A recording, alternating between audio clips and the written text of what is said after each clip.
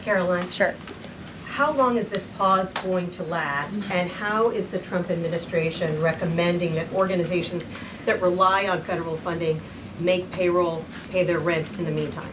It is a temporary pause, and the Office of Management and Budget is reviewing the federal funding that has been going out the door. Again, not for individual assistance, but for all of these other programs that I mentioned. I also spoke with the incoming director of OMB this morning, and he told me to tell all of you that the line to his office is open for other federal government agencies across the board, and if they feel that programs are necessary and in line with the president's agenda, then the Office of Management and Budget will review those policies. I think this is a very responsible measure. Again, the past 4 years, we've seen the Biden administration spend money like drunken sailors. It's a big reason we've had an inflation crisis in this country, and it's incumbent upon this administration to make sure, again, that every penny is being accounted for honestly. Why impose this pause with so little notice? Why not give organizations more time to plan for the fact that they are about to lose, in some cases, really crucial federal funding, at least for a period of time? There was notice. It was the executive order that the president signed. There's also a freeze on hiring, as you know, a regulatory freeze, and there's also a freeze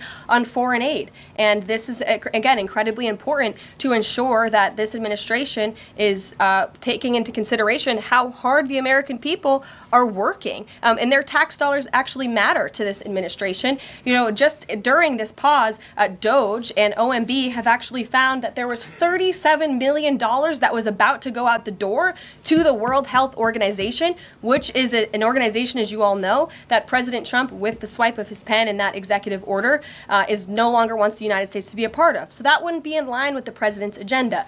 DOGE and OMB also found that there was about to be 50 million taxpayer dollars that went out the door to fund condoms in Gaza. That is a preposterous waste of taxpayer money. So that's what this pause is focused on, being good stewards of tax dollars. And so this doesn't affect Meals on Wheels or Head Start or disaster aid? Again, it does not affect individual assistance that's going to Americans. To follow up on Nancy, do you think there will be a list of who is affected and how much money is affected? How will these contractors and organizations know if they are actually having their funding frozen?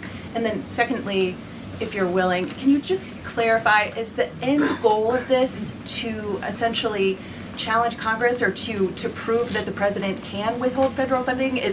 In other words, is this an attempt to pick a fight to prove that he can do this? No, absolutely not. As it says right here in the memo, which I have, and I'd encourage all of you to read it, it says the American people elected President Trump to be the president of the United States and gave him a mandate to increase the impact of every federal dollar. This memo requires federal agencies to identify and review all federal financial assistance programs and supporting activities consistent with the president's policies and requirements. The American people gave President Trump an overwhelming mandate on November 5th, and he's just trying to ensure that the tax money going out the door in this very bankrupt city actually aligns with the will and the priorities of the American people. So Brian Glenn. Yes.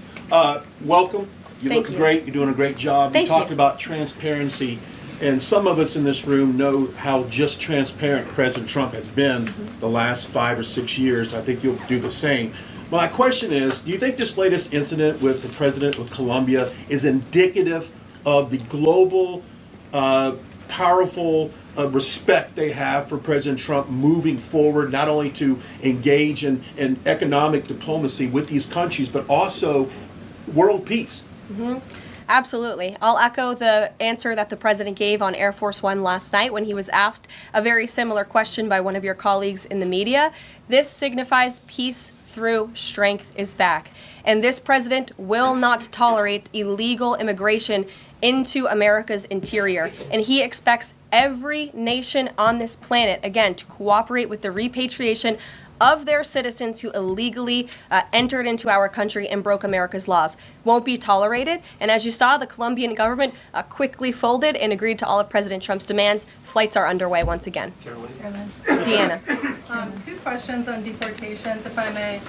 President Trump had said on the campaign trail that he would deport pro-Hamas students who are here on visas. And on his first day in office, he signed an executive order that said, quote, the U.S. must ensure that admitted aliens and aliens otherwise already present in the U.S. do not bear hostile attitudes towards the citizens, culture, government, institutions, or founding principles.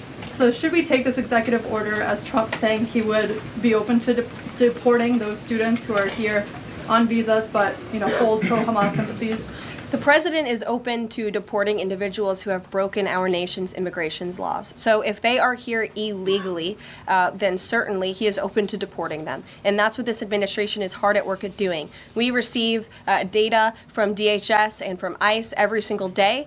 From what we hear on the ground, ICE agents are feeling incredibly empowered right now because they actually have a leader in this building who is supporting them in doing their jobs that they were hired to do, which is to detain, arrest, and deport illegal criminals who have invaded our nation's borders over the past 4 years. That's what the president is committed to seeing.